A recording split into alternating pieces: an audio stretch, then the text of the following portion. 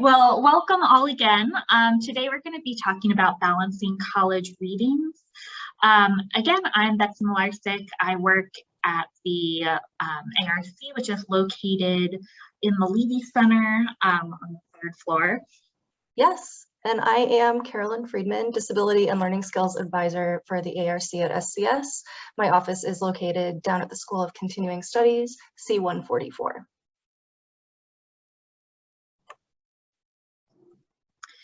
So for today's session, we are going to start by discussing how to create a reading schedule. Then we're going to move into discussing how to survey reading so that you can better understand their structure. And at the end, we're going to talk about some tools that can help you stay engaged while you're reading. Some of them are tools that you might have access to and not know about, and others might be tools you haven't heard of before.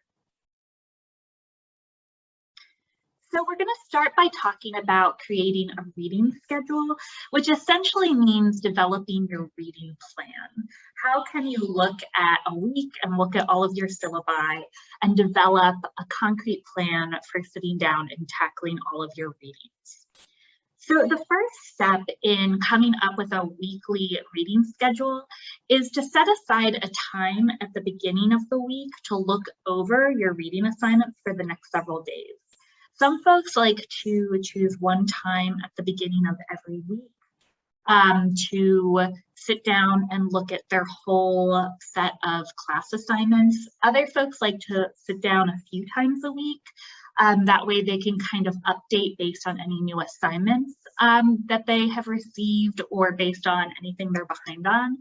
But the idea is to sit down at the same regular time and look at everything together so that you can come up with a plan. Once you see how many readings you have for each course and how long each reading is, you want to schedule a specific time block to focus on each reading.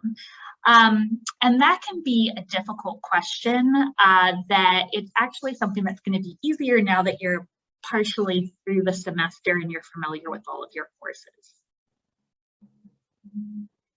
So how long should a reading session be?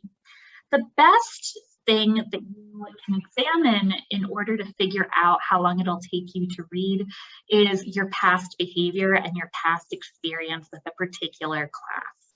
So you have experience with all of your classes at this point, and you know how long the readings typically take you. So if you have one class where you often have short articles that are fun, or you have a novel that you really enjoy, you know that that's something that you're going to be able to read more quickly. On the other hand, if you know you have a philosophy class or a theology class with really dense readings and that takes you longer to get through, then it's a smart move to plan for future readings for that course to take you longer. If you have longer reading sessions, such as a whole Sunday morning to sit and read, consider breaking that longer reading session into smaller blocks. That way, your brain is going to stay more engaged, and it's going to allow you to keep from spacing out while you're reading. And then it's also helpful to have a defined endpoint for each reading session in order to keep your study schedule on track. Sometimes when you sit with a huge period of time and only one reading, it will automatically take you that whole period of time because you procrastinate because you know the time is there. So sometimes giving yourself shorter blocks of time and having a set endpoint can prevent procrastination. So how should you break up your readings when crafting a reading schedule? I recommend reading a little bit each day instead of all at once, although this is going to depend on your personal reading style and again, how you interact with the reading. But sometimes reading a little bit each day can help you stay engaged with the text because you're reading less at once, especially if this is a reading you struggle with. Scan the text to see where it breaks naturally. So look for chapter breaks or section breaks. And then try to determine how long it will take you to read each smaller section.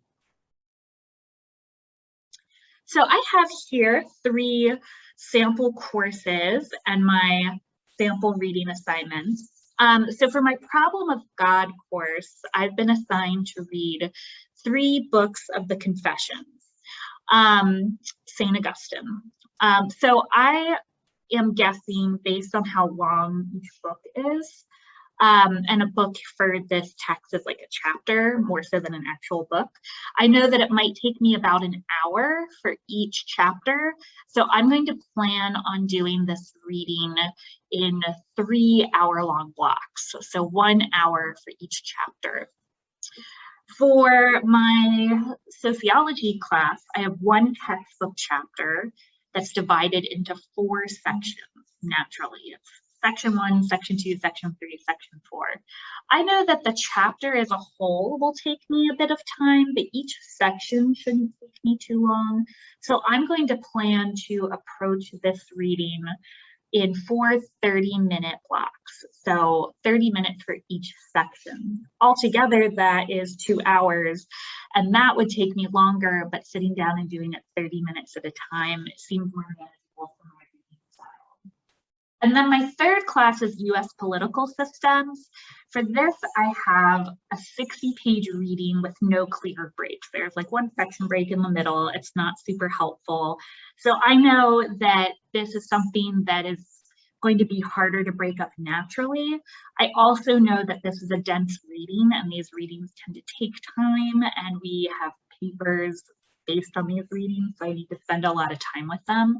So for this, I'm just going to plan on spending an hour per 15 pages, and I'm going to set it as 4 separate hour blocks. And that's because I know that it's easier for me to sit down and just do 1 hour at a time than to sit and do 4 hours at once.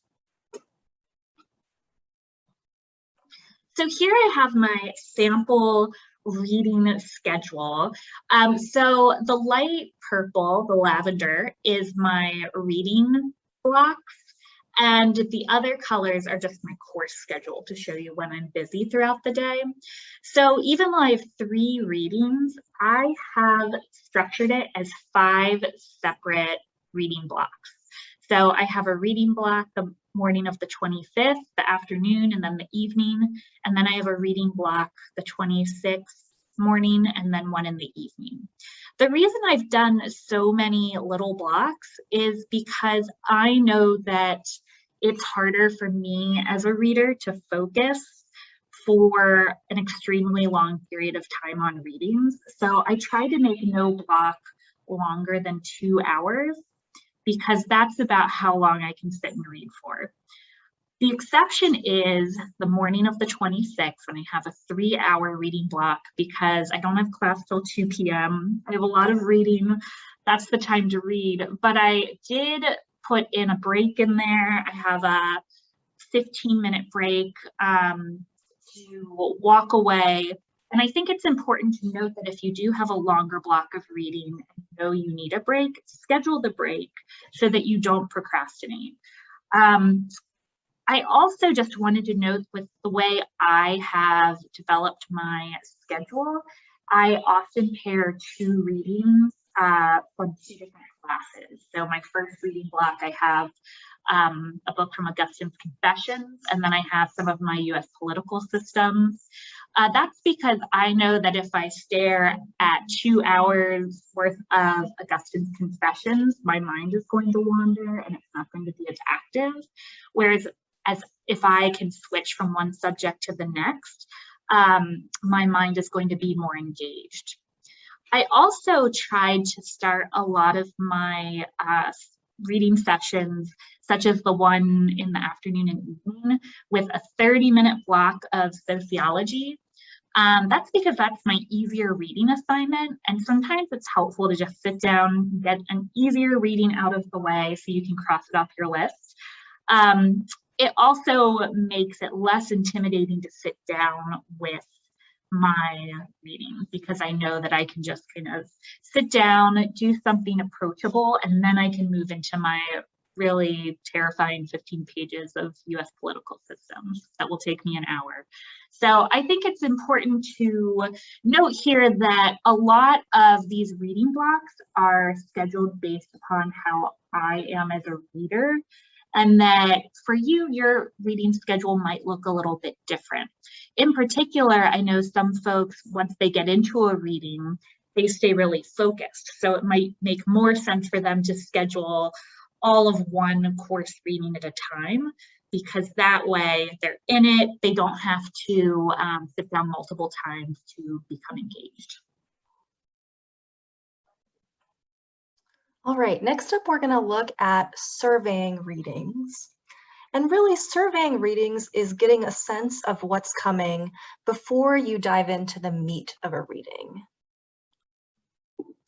So why does surveying reading help? Well, it helps because it gives you a sense of the big picture, which actually helps you to learn more efficiently. And it happens to get you into that right mindset to be able to tackle your readings and to really focus on them. But we don't necessarily just want to think about why we should survey, but how we should survey a reading. The best thing to do is to assess the structure and looking for hints as you scan first before you kind of dig into that reading. So next, we're going to be looking at assessing the structure of a reading. So we want to know, first off, does it have section breaks? We can use those section breaks to guide our understanding of the content that's coming. So when you're first looking at a reading, not kind of jumping right in, but looking first, okay, what are those section breaks and what does it tell me is going to happen as I read? Next up, does it have questions before and after? Keep those questions in mind as you read so that you're aware of the main ideas. And I like to quiz myself after I've read to make sure that I've retained it. Now, some textbooks don't have questions before or after. That's okay. You can consider creating your own questions. Sometimes there's guiding concepts or key concepts that you can use to kind of flip those ideas into your own questions. Next, are there pictures? Usually pictures, charts, and illustrations really mark something that's important in that reading. So it's a good idea when you're surveying to take a second, review them, and get a peek at what's going to be important later. And lastly, how can you use the structure to break a large reading into smaller sections? And this is something that Betsy touched on a little bit earlier. Section headings are a really great way to do this, just like chapter headings might be. Though if you're breaking something down by the chapter, that can be, a longer chunk of time than if you're breaking something down by section within chapter, for example. And you might plan to tackle maybe 3 to 4 sections in a given chapter while you're reading. Let's take a look now at a sample textbook reading to get a feel for what I mean when we talk about surveying. Okay, so we're going to look at an introductory geology textbook. So like I said, this is an introduction to geology. And we want to think about what do we notice as we're surveying, as we're starting to kind of get a sense of what this text is all about. What can help you prepare? And how might you break up that reading, just like we just discussed? The first thing I notice when I look at this textbook is that it's got chapters already broken out for us in this, underneath this chapter heading. So we know we're in chapter 2, plate tectonics, and we can also see the breakdown of chapters. So we know where we are, we know where we've been, understanding science, and we know where we're going once we finish up with this chapter. But the thing that I find most helpful is that it's got a table of contents down here.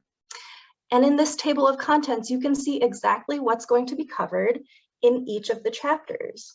So it really breaks down what that chapter is going to be about. And it looks like the thing I love about this one is that it really just focuses on this second chapter. So you don't have to worry about what's happening in the rest of the book. Right now, if you're looking at this table of contents, you can just focus on chapter 2. And it looks like there's 7 different sections in chapter 2. So if I was thinking about breaking this chapter apart, I might split it in half depending on how long each section is. I might sort of end my first study period with plate tectonic boundaries there, where it breaks at section 2.2.3. That's a good place to stop. And then another thing I notice is that it's got key concepts. So I don't see any questions at the beginning, but I do see key concepts. And one benefit of having a digital copy of a textbook is that sometimes you have vocabulary that's embedded, and this is a really wonderful feature. So you can see I highlighted, I put my cursor over hypothesis, and it's telling us what the definition of hypothesis is. So that's really wonderful. But the thing I love about key concepts is that you can use them to kind of see where you're going in the reading. You can formulate your own questions as you read.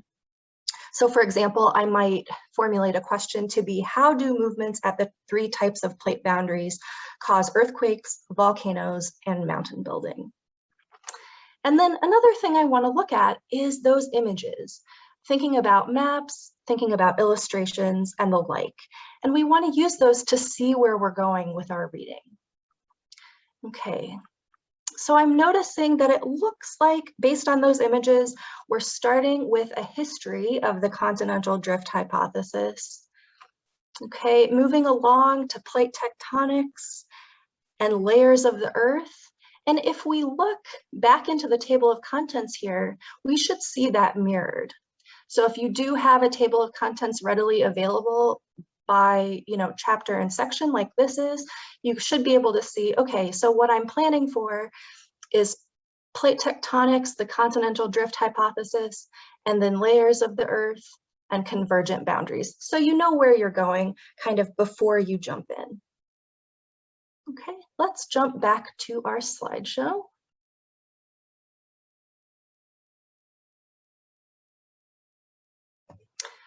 Now, what questions to ask while you preview? This is important. Why is this important? Is a good question to ask. How does this relate to what I'm learning in class? And how should I keep track of my reading? Okay, and this is what we're going to talk about next, is the tracking. Tools for successful reading. All right, so you probably have some of these tools handy already without even realizing it, or maybe you use some of these tools already, which is wonderful. First up on the list is highlighting. It can be helpful to a point, but I did want to make a note in here to be wary of highlighting because it can be a little tricky. If you're like me, you tend to highlight everything. You think everything is important. So I remember one time in college, I was in a textbook and I had done a lot of highlighting. And when I went back to review my notes and my reading, it was basically just a sea of pink highlighter. I mean, there was really no sense of this point was important versus another point. So highlighting can sometimes be difficult because if you're too stuck on the highlighting, you may not only pull out things that are important. On the other hand, I really love annotation and note-taking. It's one of my favorite strategies because you can write down what you're thinking or write questions that you can tackle later on. And so this will also help with review as well, because instead of kind of being stuck in that sea of pink highlighter, you can know what you thought when you were doing the reading initially and know what questions maybe you have to look into further when you go back to study. If you have a hard copy of your textbook, you can annotate directly on the page if you like. Some people are less comfortable with that, so you can also add Post-it notes and flags. Another thing I would recommend doing is really reading out loud. That can help you stay focused. And if you haven't tried reading out loud recently, I would really recommend doing it. Some people really love it. Some people don't, but it's a good thing to experiment with to see how you feel about it. So Carolyn mentioned a lot of great note-taking strategies that can be used as review later on, and it's sort of your present self making notes for your future self. Another way to look at note-taking, if you're someone whose mind tends to wander when you're reading, is to use note-taking, the act of doing the note-taking, to stay focused. So you're taking notes in order to keep your mind engaged and to prevent just wandering off and just looking at the text and not absorbing anything. So Carolyn went over the importance of looking at questions that are at the beginning of a chapter, or asking yourself questions as you read a text. This can help you understand the reading better, but this can also help you have a strategy for keeping yourself invested in the text. It almost gamifies the process of reading a little bit, which is especially helpful for boring readings or readings that are very dense and that you're having trouble connecting with. So if your goal is to answer these questions as you read, that can provide a strategy that keeps your mind looking through the text to find the answer. Likewise, Carolyn mentioned highlighting, which can be used to pick out main ideas. Sometimes it can be helpful to give yourself a specific task in terms of highlighting, so that you are regularly taking notes and regularly engaging with the text. Sometimes I recommend that students who find themselves not paying attention to readings as they're reading, try to highlight one main idea for every paragraph. That means that for each paragraph, you have to ask yourself, what's important here? And that constant question asking is going to keep you from zoning out. And then the note-taking, whether it's underlining the main idea, highlighting it, or writing it down, is going to have a physical component that's going to continue to keep you engaged. Having said this, the key is to just try to find one main idea per paragraph or per page. You want to avoid, as Carolyn mentioned, the sea of pink highlighter. And then another strategy to help you stay focused is to rewrite major ideas in your own words. This can be helpful for, especially if you have a reading where maybe you're reading a page at a time and then typing up a summary, or even in the margin, writing the main concept in a few words. Again, the process of turning the text language into your own language can help provide a task for your mind that is going to keep you engaged. And next up is tools you may have access to but might not know about. So continuing with the tool talk, you likely have access to Word in text-to-speech, so you can enable that in your Word document. If you're having readings come to you in a Word file, they can be read aloud by the accessibility piece in Word. So that can be helpful if you're someone who's maybe eyes fatigue, or you like to listen instead of maybe reading yourself. And you may also have digital copies of your textbooks. I know that some faculty are moving toward having digital copies, and some textbooks even come with, you know, the hard copy version of the text and sometimes a digital companion. Georgetown Library is also available, I know, for certain ebooks. And you can also access public libraries for certain audiobooks. So I know the DC Public Library has great audiobook selection. I believe Libby is one of the tools that they use for audiobooks. It's really quite wonderful. And just as a side note to Word documents, I know I touched on text-to-speech, but speech-to-text is also available. So if you are working on, you know, creating a paper and you really want to be able to just put all of your thoughts down on the page without being limited to how quickly you type, you can enable dictation. And dictation in Word is actually really quite good. And so it doesn't require any special training. You can just select dictation.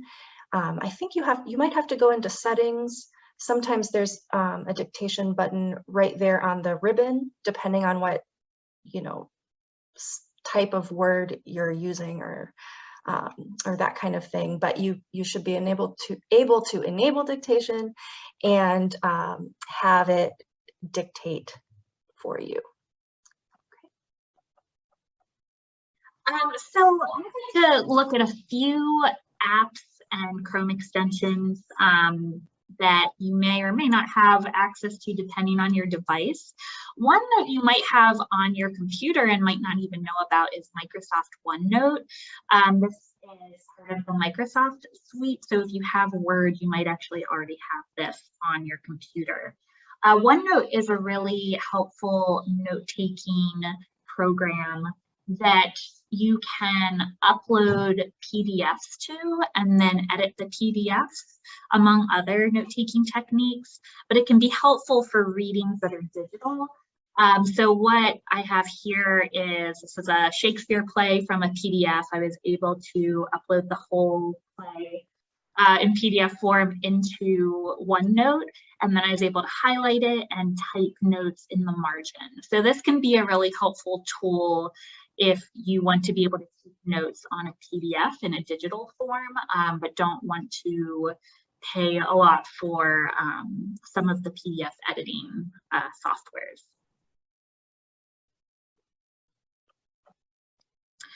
There are also a lot of good options for just keeping track of your readings. The one I'm highlighting here is Notion, which is free for students. So right here we have two separate screens. On the left we have our reading list. So this is just where you can compile all of your different reading assignments.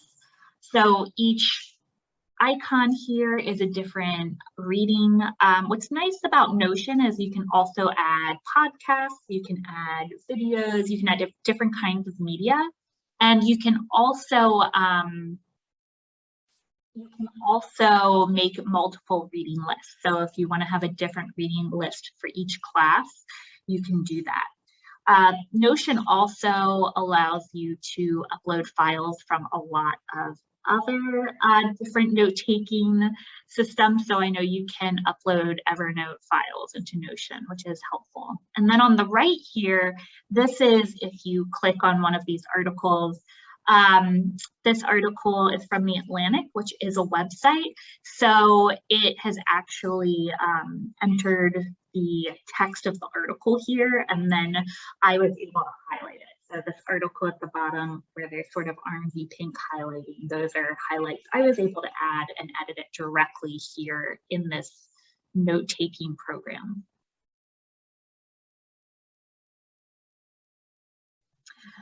So there are a lot of Google Chrome extensions that will read websites aloud, and a lot of them are free. The one that I have highlighted here is Read Aloud. So I was able to go to a website, and with this free Chrome extension, someone is narrating it out loud. I think this one's quite popular because, as you see on the right, there's this box with the text that's in yellow highlighting. So this will show you what it's reading as it's reading it, which not all of them do, but there are a lot of free Chrome extensions. So if this one isn't quite right, there are others you can explore that will read websites aloud, which can really help if you feel like you can get through your readings more quickly that way.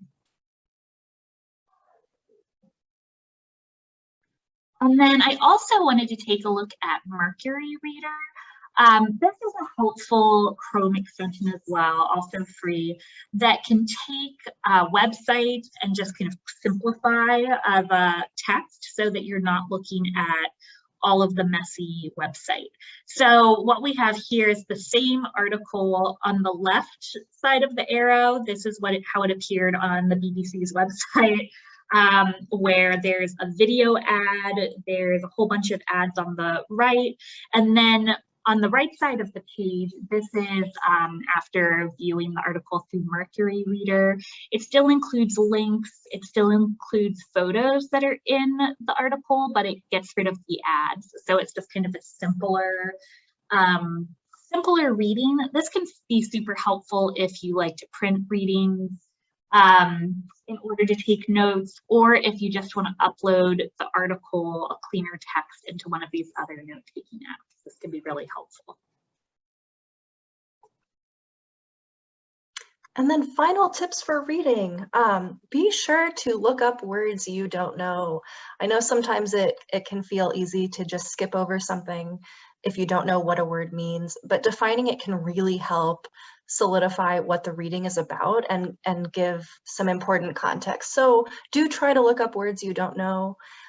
Next up, try to find somewhere distraction-less to read. I know anywhere we read isn't really going to be distraction-free, but try to find somewhere that has fewer distractions, because that will help you focus. And then lastly, hone your skills by reading, reading, reading. It seems odd, but reading is a skill that takes practice, just like anything else. So the more you practice reading, the easier it will become. So we wanted to let you know about our next webinar, and then after that we'll have time for questions. So our next webinar is going to be next Tuesday, October 26th. We'll be talking about strategies for overcoming procrastination.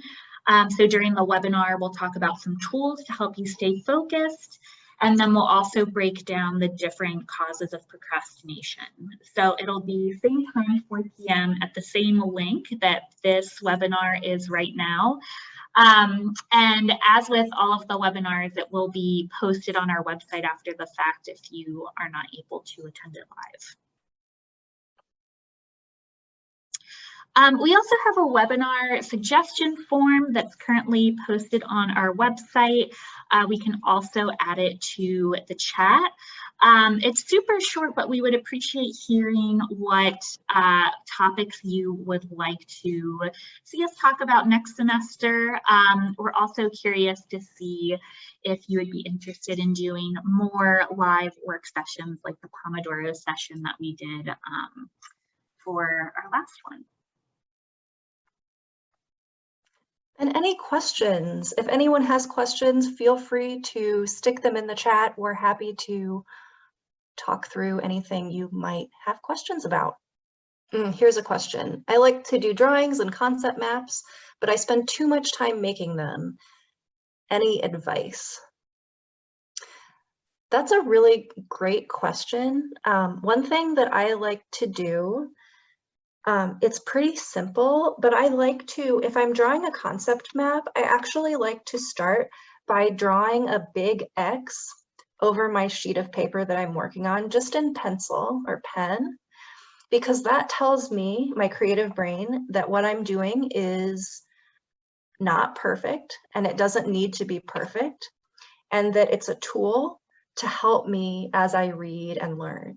And so if I start with a big X through my page, I know that it's not going to be perfect. And sometimes that helps me get over, trying to focus too much on that tool versus focusing on what the tool is meant to do. I think for me, and that's really good advice, Carolyn. I think for me, I tend to spend too much time on the creative process because I have a bit of the perfectionist in me, and I think, oh, I need more details and more, and to keep going further. So sometimes it's helpful for me when brainstorming or coming up with a concept map to set a timer for how long I want to spend on it.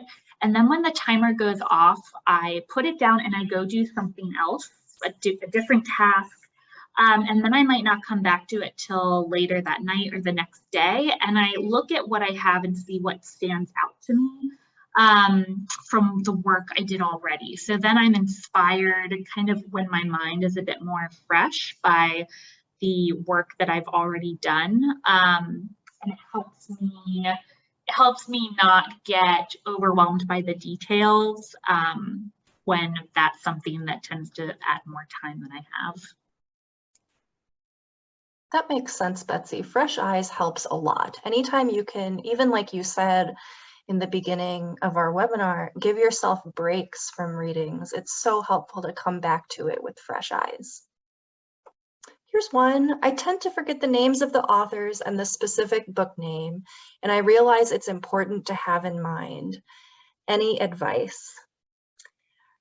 I have advice for this one. I was in a master's program and I had to keep a list I had to do a critical thesis, and I had to keep a list of all of my sources, all of my references. Anytime I quoted something, of course, you need to be able to refer to it. So what I would do is anytime I would pick up a book, I would have a sheet in my notebook dedicated to references. And what I would include is what's the title of the book, and who's the author, and maybe page numbers. You know, if you're referring to your reading in, say, a paper, for instance, what page numbers are you going to refer to, or had you referred to, so that when you go back you can find it a little bit more easily, and it's not something that you have to then search for, you know, instead of going back and having to just search and search and search and say, what book did I find that in and who was the author? It can be easier to kind of take that information and record it as you go. Yeah, that's a really good suggestion, Carolyn. I feel like my answer is similar, where I think it's just important to have that one place where you know you can keep this information, and it might be something digital. Maybe there's a note on your phone. Maybe, I know there are a lot of great websites like RefWorks, or it can even be just, if you have a notebook for that class, the very last page in that notebook. But it should be, everything should have kind of its one place where it's all kept, because if you write those author names down all over the place, then you're not going to know where to look to refer back to it. And I totally agree with the note about writing down a page number.